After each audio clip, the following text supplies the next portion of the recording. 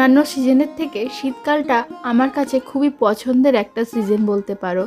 আর শীতকাল মানেই বড়দিন, আর বড়দিনের আগে বাড়িতে কেক বানানোর একটা ধুম লেগে যায়, আর তারই প্রস্তুতি চলছে। তো আজকে কি কেক বানানো হবে সেটা তো অবশ্যই তোমাদের সাথে শেয়ার করব।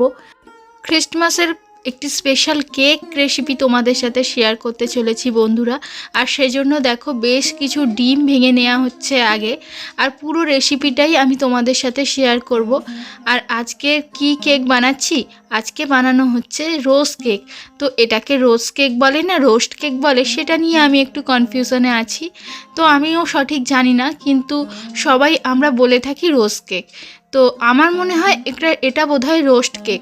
তো নামে যাই আসুক, আমাদের বাড়িতে এই কেকটা কিন্তু প্রত্যেক বছরই বানানো হয়। আর সেজন্য দেখো বেশ কিছু ডিম, সুজি আর একটু পরিমাণ মতো লবণ দিয়ে আর ভালোভাবে ফেটিয়ে নেওয়া হচ্ছে।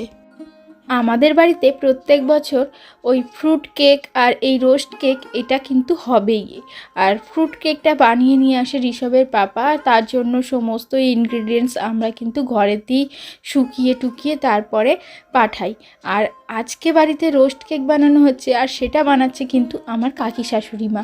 আর কেমন সুন্দরভাবে ফাটিয়ে নিচ্ছে দেখো, পুরো অবিকল যেমনভাবে কেক তৈরি করে বেকারিতে, তো তাদেরই মতন করে করছে।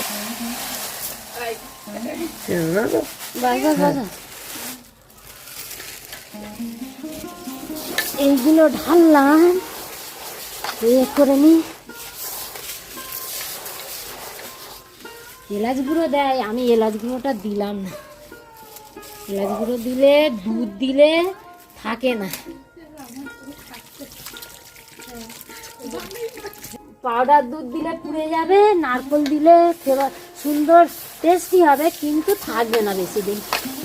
এগুলো আমাকে থাকার জন্য করি, তো এই জন্য আমরা দিই না।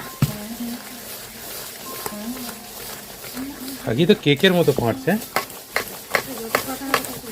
মানে কেক এরকম করে কিন্তু ফাটে, দেখেছি তো আমি গেছি। এবার ময়দাটা ঢেলে দাও। দেশি ডিমের কালারটা একটু হলুদ হবে। হ্যাঁ, ওই জন্য 3টে ডিসি ডিম দিলাম। ডিম, সুজি আর লবণ দিয়ে ভালোভাবে মিশিয়ে নেওয়ার পর তারপরে কিন্তু চিনি দিয়ে দেওয়া হয়েছে। আবার চিনি দিয়ে ভালোভাবে মিশিয়ে নেওয়ার পরে তারপরে দেখো ময়দাটাকে ঢেলে দেওয়া হচ্ছে। আর এখানে কতটা পরিমাণ বানানো হচ্ছে সেটাও আমি তোমাদেরকে জানিয়ে দিচ্ছি। এখানে কিন্তু 1.5 কেজি বানানো হচ্ছে। 1.5 কেজিতে ওই 7টা মতো ডিম দিয়েছে, 1.5 কেজি চিনি দেওয়া হয়েছে, তো লবণ পরিমাণ মতো দেওয়া হয়েছে, সুজি দেওয়া হয়েছে 700 মতো।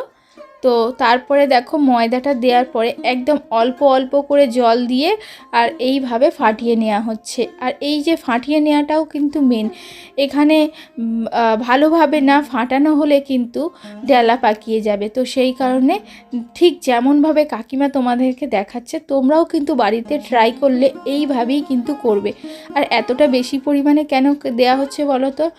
আত্মীয় স্বজন সবাই আসে বাড়িতে, তো তাদের সবাইকে কিন্তু এই খাবারটা দেওয়া হয়। আর প্রত্যেকেই এই খাবারটা খেতে ভীষণ পছন্দ করে। আর কাকিমা না প্রত্যেক বছর এই গোলাটা গুলে গুলে এক্সপার্ট হয়ে গেছে। দেখতে পাচ্ছ হাতের কাজটা, মানে কতটা স্পিডে করতে পারে উনি। যদিও ক্যামেরার স্পিড একটু বাড়ানো আছে, তার সত্ত্বেও কাকিমা কিন্তু খুব সুন্দরভাবে এটাকে গোলাটাকে তৈরি করতে পারে। আর এখানে আমি একটু কাকিমাকে হেল্প করব বলে বসলাম। তো একদম অল্প অল্প করে জল দিচ্ছি, জলটা একদম আঁচ করে দিতে হবে। তো কতটা কি জল দিতে হবে সেটাও কাকিমা তোমাদেরকে বলে দেবে। তেলটা ধরে নাও, তেল নেই তো। এই যে এইগুলো দিয়ে আমরা ভাজবো। আরে বাবা, এটা নতুন ছাঁচ, আর এগুলো পুরানো বলে এগুলো এরকম কালার হয়ে গেছে। আর এই কাঠিগুলোর সাহায্যে তুলবো, হাত দিতে লাগে। এই কাঠিগুলোর সাহায্যে তুলবো, সবটাই তোমাদের সাথে শেয়ার করব। তো এই যে দেখো, আর পুরোটাই কাঠের জালে রান্না হবে। এই যে ঝালন এখানে রেডি আছে।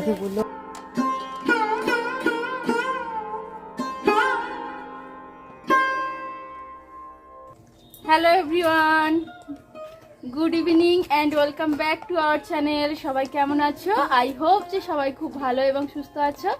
আর আমরাও অনেক ভালো আছি। সামটাইম উইথ রিমার আরও একটি নতুন পর্বে তোমাদের অনেক অনেক স্বাগত জানিয়ে আজকের ভিডিওটা আমি স্টার্ট করছি বন্ধুরা। আর বন্ধুরা আজকে কি করবে? আজকে তোমার হচ্ছে মঙ্গলবার। বন্ধুরা আজকে হলো মঙ্গলবার আর এখন বাজে বিকাল 4টে। আর এখন থাকতে দেখো তোমাদেরকে সঙ্গে নিয়ে আমরা এই ব্লগটা স্টার্ট করছি।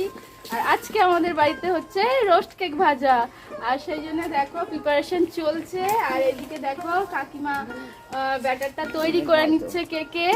তো এবারে কড়াইটা তে তেল দিয়ে তারপরে কিভাবে আমরা করি সেটা সবটা তোমাদের সাথে শেয়ার করব। চলো বন্ধুরা ভিডিওটা দেখতে থাকো, আশা করি তোমাদের খুব ভালো লাগবে।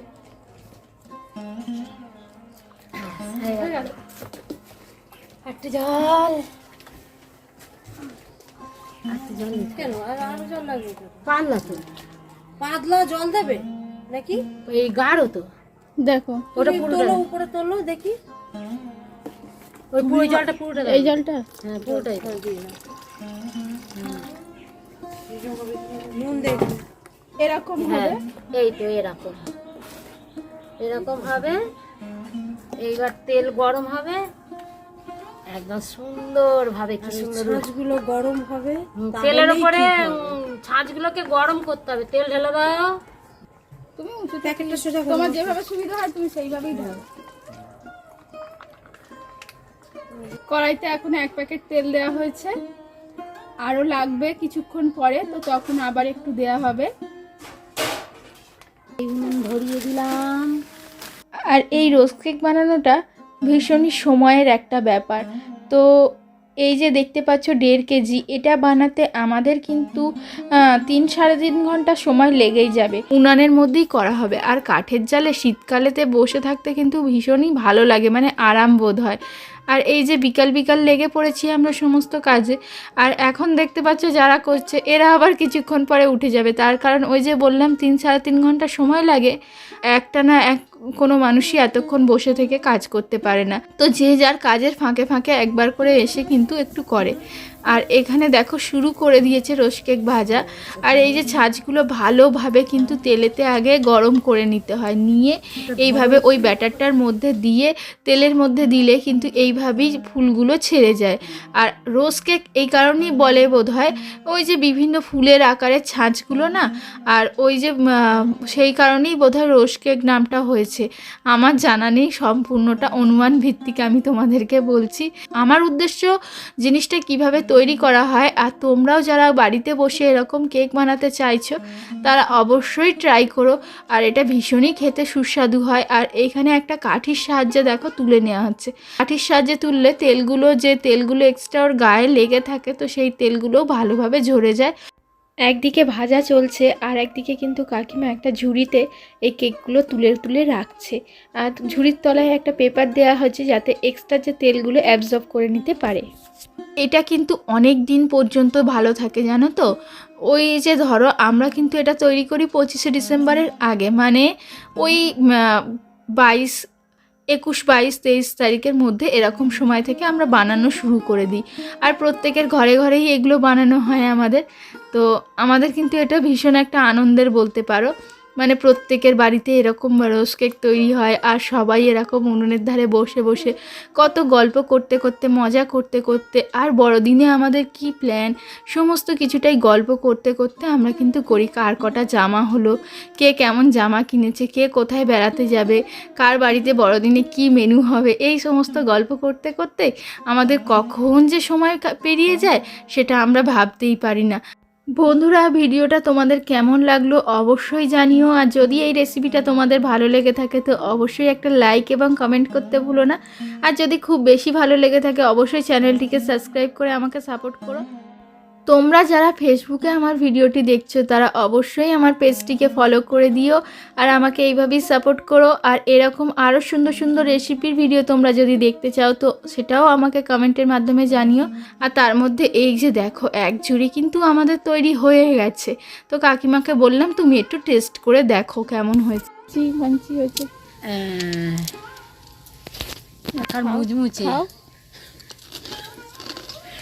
একদম পারফেক্ট, নুন মিষ্টি সব মুচমুচে হয়েছে, একার মুচমুচে হয়েছে।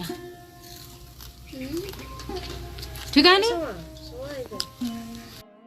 আর এখানে কাকিমা তো তোমাদেরকে জানিয়েই দিল যে কেমন হয়েছে, আর ভীষণই টেস্টি হয়েছে গো। নুন চিনি সমস্ত কিছুতেই পারফেক্ট হয়েছে।